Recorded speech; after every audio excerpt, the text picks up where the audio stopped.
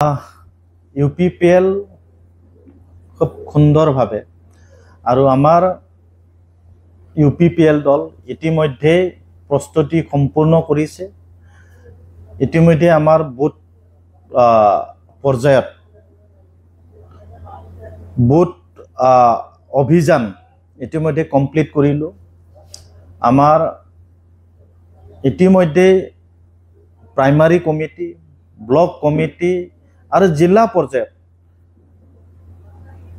দলৰ যি কাম কাজ সেই কাম কাজ কমপ্লিট হৈ গ'ল আৰু এতিয়া ৰাইজৰ মাজত গৈ পেলাই ভোট আমি ৰাইজক প্ৰদান কৰিবৰ কাৰণে UPPL চৰকাৰৰ সন্মানীয় প্ৰমোদ বড়ো ডাঙৰীয়াক পুনৰবাৰ চৰকাৰ গঠন কৰাৰ তেখেতৰ হাত মজবুত কৰিবৰ কাৰণে আমাৰ ইতিমধ্যেই কাৰ্যকৰ্তা ৰাইজৰ মাজলৈ গৈছে। পৰ্বতজৰাৰ পৰা লৈ আমি ৰৌতা সমষ্টিলৈকে আমাৰ সম্পূৰ্ণ প্ৰস্তুতি চলাই থকা হ'ল আৰু ইতিমধ্যে 95% আমাৰ প্ৰস্তুতি সম্পূৰ্ণ কৰা হ'ল।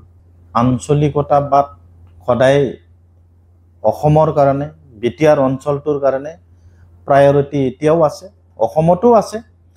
আমাৰ বিটিআৰ অঞ্চলতো এতিয়াও আঞ্চলিকতাবাদ জীয়াই আছে আৰু জীয়াই ৰাখিবৰ কাৰণে চেষ্টা আমাৰো আছে। মই নিজেও আঞ্চলিকতাবাদ বিশ্বাস কৰা এজন ব্যক্তি আৰু নিখিল বড়ো ছাত্ৰ সন্থাই হওক বা আমাৰ সাহিত্য সভাই হওক বা যিমান অৰাজনৈতিক সংগঠনবিলাক যি চেষ্টা চলাইছে তেখেতসকলক মই ধন্যবাদ জ্ঞাপন কৰিছোঁ। কাৰণ জাতি মাটি ভেটি আমি যদি ৰক্ষা কৰিব লাগে, প্ৰথমে নিজৰ ভেটি আমি ৰক্ষা কৰিব লাগিব। নিজৰ ভেটি ৰক্ষা কৰাৰ পিছতে আমি পিছত ৰাজনীতিৰ কথা চিন্তা কৰিব পাৰোঁ। গতিকে তেখেতসকলে যি প্ৰচেষ্টা চলাইছে সেই প্ৰচেষ্টা সফল হওক মই কামনা কৰিছোঁ আৰু তেখেতসকলে যি কাম কৰিবলৈ ওলাইছে সেই কামৰ সফল হওক মই সেইটো বিচাৰোঁ। চব ৰাজনীতি কৰাত অকল চিন্তা কৰি যদি ৰাজনীতি কৰি থাকে সেইটো কেতিয়াও সফল নহয়। তেখেতৰ ভুল নেতৃত্বতে আজি তেখেতৰ সংগী তেখেতক এৰি পেলাই চব গুচি আহিল। গতিকে সংগীবিহীন এজন ব্যক্তি কেতিয়াও শিৱ হ'ব নোৱাৰে। সংগীবিহীন ব্যক্তি এজন কেতিয়াও দল চলাব নোৱাৰে, চৰকাৰ চলাব নোৱাৰে। গতিকে তেখেতৰ লগত ৰাইট লেফ্ট থকা যিসকল ব্যক্তি আছিল সেই ব্যক্তিসকল এতিয়া তেখেতক এৰি UPPL দলত গুচি আহিল। তাতে আপোনালোকে ধৰিব পাৰে, বুজিব পাৰে যে যিসকল ব্যক্তিয়েই তেখেতক এৰি আহিল তেখেতসকলেও বিচাৰিছিল যে UPPL আৰু আমাৰ এই অঞ্চলত থকা আঞ্চলিক দলবিলাক এক হওক। কিন্তু আপোনালোকে যিজন ব্যক্তিৰ কথা আজি সুধিছে তেখেতৰ অকল চিন্তা চৰ্চাৰ বাবে সেই যি এটা উদ্দেশ্য সেই উদ্দেশ্য আজি সফল নহ'ল। কিন্তু আমাৰ বিশ্বাস আছে এজন ব্যক্তি সদায় এটা জাগাত থাকিব সেই কেতিয়াও হ'ব নোৱাৰে।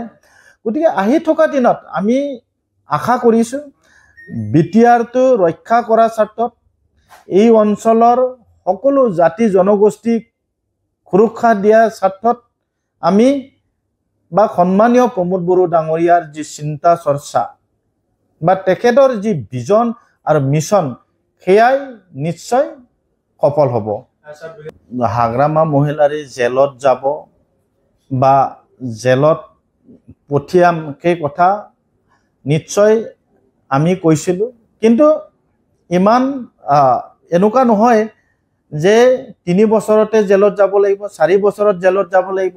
কিন্তু এটা কথা নিশ্চিত যে ভাৰতবৰ্ষৰ এনেকুৱা দুৰ্নীতি কৰা বহুত ব্যক্তি আজি কোনোবা চেণ্ট্ৰেলৰ মন্ত্ৰী, কোনোবা চিফ মিনিষ্টাৰ, কোনোবাই যদি দুৰ্নীতি কৰিছে সেই ব্যক্তিসকল কিন্তু জেলত গৈছে।